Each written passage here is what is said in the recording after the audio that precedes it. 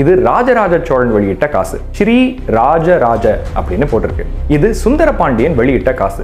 சுந்தர பாண்டியன் அப்படின்னு தமிழ்ல போட்டிருக்கு. சோழர்கள் ரொம்ப நெருங்கி வந்தா கூட இப்படி தொடர்ந்து 2000 வருஷம் ஆட்சி பண்ண ஒரே ராஜ்யம் உலகத்திலேயே பாண்டியர்கள் மட்டும்தான். சோழர்கள் அப்படின்னா உடனே ராஜராஜ சோழன், ராஜேந்திர சோழன், கரிகால சோழன் குறைஞ்சது 3 பேர் சொல்லுவீங்க. இப்போ இதே மாதிரி 3 பாண்டியர்கள் பேர் சொல்லுங்க. சுந்தர பாண்டியன், அப்புறம் உலகத்திலேயே 2000 வருஷமா தொடர்ந்து ஆட்சி செஞ்ச ஒரே ராஜ்யம் பாண்டியர்களோடது.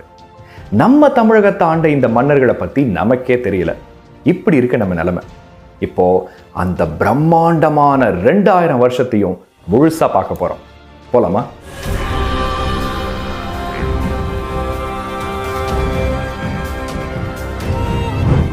வெல்க மீன் கொடி, மீன் கொடி, மீன் கொடி, வெல்க. இப்போ நம்ம பார்க்க போறது பாண்டியர் வரலாற்று பயணம் சீரீஸ்ல முதல் காணொளி.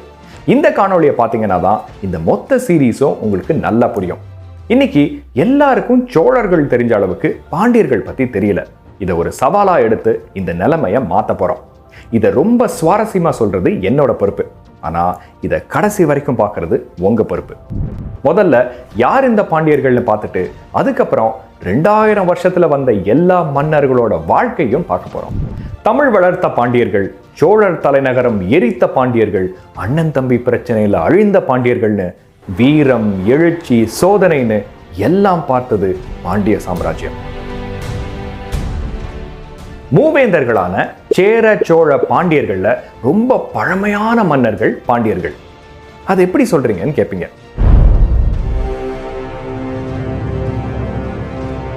இதுக்கு நாம குமரிக்கண்டம் வரைக்கெல்லாம் போக வேண்டாம். 2300 வருஷத்துக்கு முன்னாடி ஆட்சி செஞ்ச அசோகரோட கல்வெட்டுகள்ல பாண்டியர்கள் பத்தி குறிப்பு இருக்கு. இங்க பாண்டியா அப்படின்னு பிராமி எழுத்துல பொறிக்கப்பட்டிருக்கு. ஆனா இதுல பாண்டியர் போக சோழர்களும் சேரர்களும் குறிப்பிடப்படுறாங்க. சரி, அப்ப இன்னொரு ஆதாரம் பார்ப்போம். 2400 வருஷத்துக்கு முன்னாடி வாழ்ந்த கிரேக்க நாட்டு மெகஸ்தினிஸ் தன்னோட இண்டிகாங்கிற நூல்ல பாண்டிய நாட்டை பத்தி மட்டும் தான் குறிப்பிடுறாரு. சரி, இதையும் விட்டுருவோம். மதுரை மாங்குளம் கல்வெட்டுல பாண்டிய மன்னர் நெடுஞ்செழியன் பேரு போட்டிருக்கு. தம்மம் ஈத்த நெடுஞ்செழியன் அப்படின்னு தமிழில போட்டிருக்கு. இது எத்தனை பேருக்கு தெரியும் தெரியல. பழமையான தமிழ் கல்வெட்டுகள் ஒன்னு கூட சோழ நாட்டுல கண்டுபிடிக்கப்படல. ஆனா எக்கச்சக்கமா பாண்டிய நாட்டுல தான் கிடைச்சிருக்கு.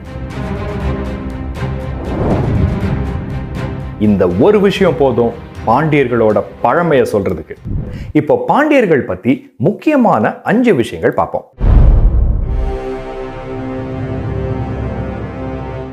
சோழர்கள் சூரிய வம்சத்தை சேர்ந்தவங்க, பாண்டியர்கள் சந்திர வம்சத்தை சேர்ந்தவங்க. சோழர்களுக்கு புலிக்கொடி மாதிரி பாண்டியர்களுக்கு மீன் கொடி. சில இடங்கள்ல 2 மீன்கள் நடுவுல செண்டு, அதாவது ஒரு செங்கோல் இருக்கும். சோழர்கள் ஆத்திப்பூ மாலை சூடியிருக்காங்க, பாண்டியர்கள் வேப்பம்பூ மாலை சூடியிருக்காங்க. இன்னைக்கும் கூட மதுரை மீனாட்சி அம்மனுக்கு வேப்பம்பூ மாலை சூட்டுறாங்க. மீனாட்சி அம்மனே ஒரு பாண்டிய இளவரசின்னு ஒரு புராண கதை இருக்கு. 4வது விஷயம், பாண்டியர்களுக்கு குறைஞ்சது 5 தலைநகரங்கள் இருந்திருக்கு.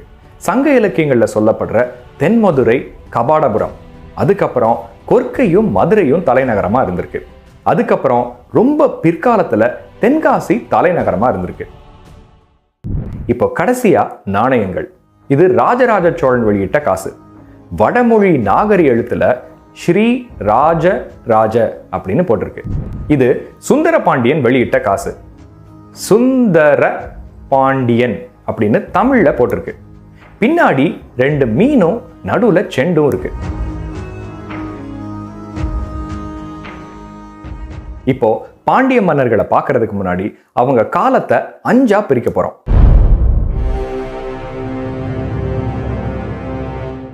2300 வருஷத்துக்கு முன்னாடி வாழ்ந்த முற்கால பாண்டியர்கள், அதுக்கப்புறம் கடைச்சங்க பாண்டியர்கள், இதுக்கப்புறம் 300 வருஷம் களப்பிரர்கள் ஆட்சி செய்றாங்க, அதுக்கப்புறம் இடைக்கால பாண்டியர்கள், பிற்கால பாண்டியர்கள், கடைசியா தென்காசி பாண்டியர்கள். நடுவுல 300 வருஷம் களப்பிரர்கள் ஆட்சி பண்ணும் போதும் பாண்டியர்கள் குறைநில மன்னர்களா வாழ்ந்திருக்காங்க. ஆனா அதை சேர்க்காமலே எல்லாத்தையும் கூட்டி பார்த்தா 2000 வருஷம் வருது. சோழர்கள் ரொம்ப நெருங்கி வந்தா கூட இப்படி தொடர்ந்து 2000 வருஷம் ஆட்சி பண்ண ஒரே ராஜ்யம் உலகத்திலேயே பாண்டியர்கள் மட்டும்தான். சரி, இப்போ இந்த 5 காலத்துல வாழ்ந்த மன்னர்களையும் அவங்களோட வாழ்க்கையும் பார்க்க போறோம். பயணத்துக்கு தயாராகுங்க. இப்போ குமரி கண்டத்துக்கு போக போறோம். இப்ப நாம இருக்கிற காலம் ஏறத்தாழ கிமு 600, அதாவது 2600 வருஷத்துக்கு முன்னாடி. கன்னியாகுமரிக்கு கீழே இருந்த குமரி கண்டம் இல்ல குமரி நாடுங்கிற பகுதியில தான் முற்கால பாண்டியர்கள் ஆட்சி பண்ணதா இலக்கியங்கள் சொல்லுது. இது இன்னைக்கு எங்க இருக்கு? சிலப்பதிகாரம் என்ன சொல்லுதுன்னு பாருங்க. பக்குருளி ஆற்றுடன் பன்மலை அடுக்கத்து குமரிக்கோடும் கொடுங்கடல் கொள்ள கடற்கோள், அதாவது சுனாமினால அழிஞ்சு போயிருக்கு முற்கால பாண்டியர்களோட நாடு. இங்க ஆட்சி பண்ணவர் தான் நம்ம முதல் மன்னர் வடிவலம்பன் என்ற பாண்டியன். இங்க பக்ருளி அப்படின்னு ஒரு பழங்கால ஆறு ஓடி இருக்கு. இந்த ஆறு ஓடுன நாட்டுல கடல் தெய்வத்துக்கு விழா எடுத்திருக்காரு இந்த மன்னர். ரொம்ப வருஷம் ஆண்டதுனால இவருக்கு நெடியோன் அப்படின்னு இன்னொரு பேரும் இருக்கு. சரி, இவர் வாழ்ந்ததுக்கு என்ன ஆதாரம்? புறநானூற்று பாடல் 9. முன்னீர் விழவின் நெடியோன் நன்னீர் பக்ருளி மணலினும் பலவே. பாண்டியன் நெடியோனோட குமரி நாடு, அங்க ஓடுன பக்ருளி ஆறு, அவர் எடுத்த விழாக்கள், இதெல்லாம் எப்படி இருந்திருக்கும்?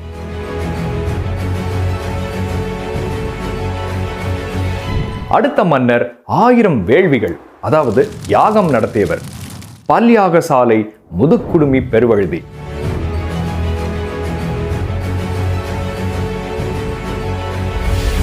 புறநானூர்ல மட்டும் இல்லாம பிற்கால செப்பேடுகள்லயும் புகழப்படுறவர். இப்போ கடைச்சங்க பாண்டியர்கள் 10 பேரை பார்க்க போறோம்.